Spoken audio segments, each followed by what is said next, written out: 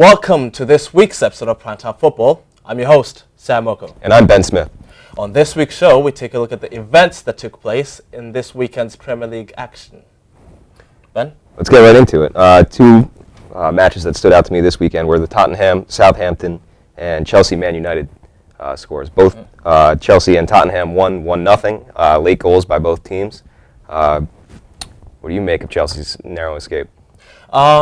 Chelsea, it was a game we talked about last week, and we talked about United would bring forth a really strong team.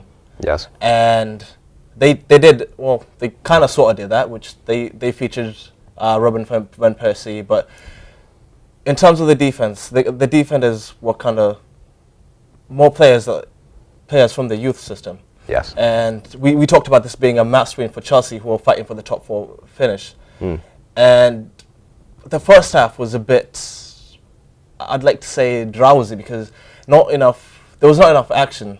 The game really picked up in the last, I'd like to say, 15 minutes when Fernando Torres came in, and the game kind of took a life of its own because if you remember, after Juan Mata scored in about like the 80th minute, there was a bit more urgency for United to go back into the game. United have already won the Premier League, so they didn't really have to score the 3 points.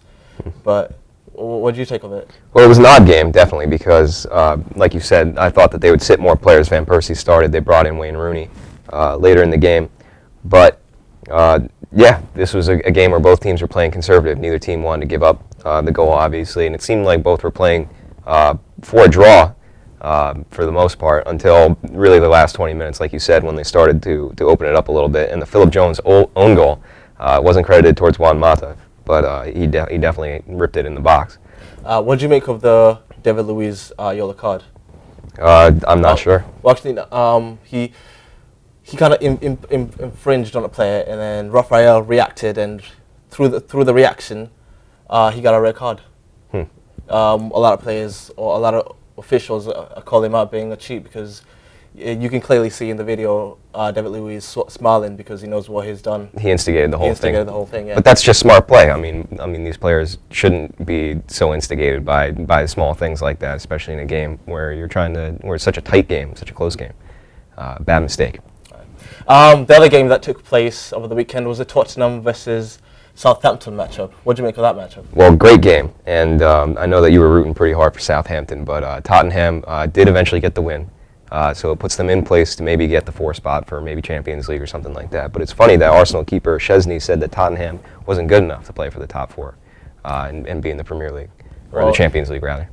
I believe Chelsea with the win against Manchester United kind of they control their own destiny because they held on to 3rd place. Yes, and they do. They have a midweek matchup between with Tottenham Hotspurs, and this game is going to get played on Wednesday, and this will determine who finishes top 4 and who qualifies for next year's Champions League play. Well, I think Chesney needs to keep his mouth shut a little bit. That this team is certainly a good squad. His words certainly might come back to bite him, don't you think? Yeah, but I mean, at the same time, I want Arsenal to kind of get more belligerent in their defense of the 4th spot right now. So, are they good enough to play? Absolutely, but they're only going to go as far as Gareth Bale can take them.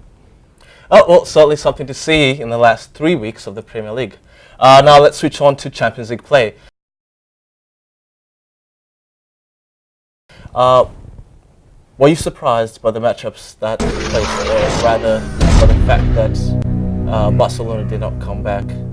I was a little surprised by Barcelona's play. Obviously, after the first leg, that they didn't think that they could stay in it, that they could roll with Bayern Munich, because Bayern Munich is playing top-flight football right now.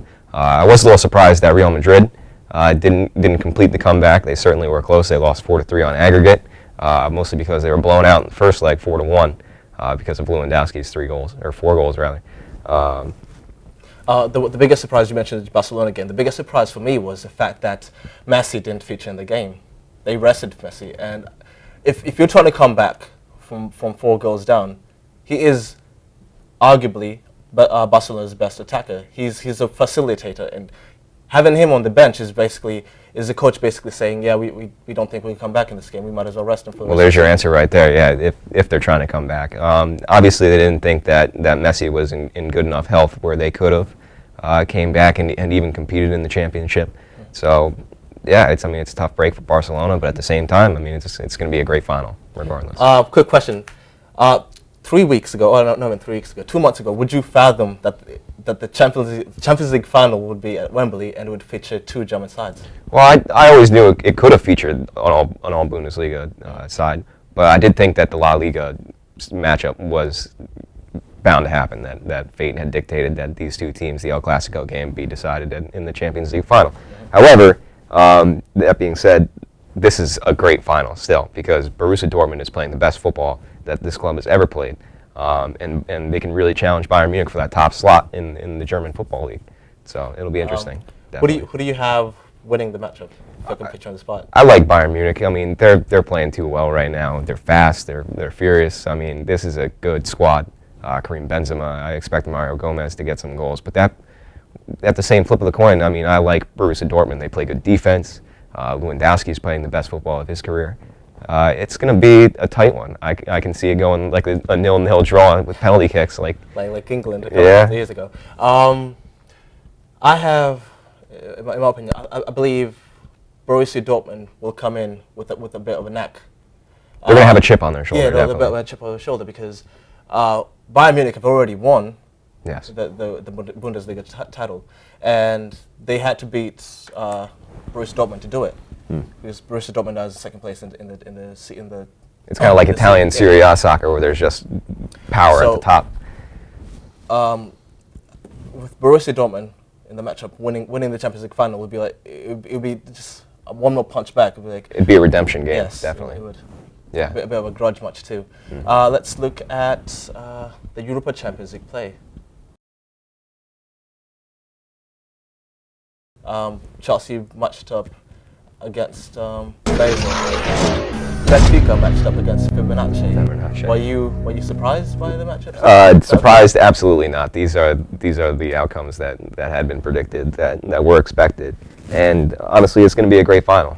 This matchup will be played on the 15th of May, so a couple weeks before the Champions League final, which will be played on May the 25th. Who do you see winning this matchup? The final between Chelsea versus Benfica. Yes. I have to root for the Blues, the men in blue.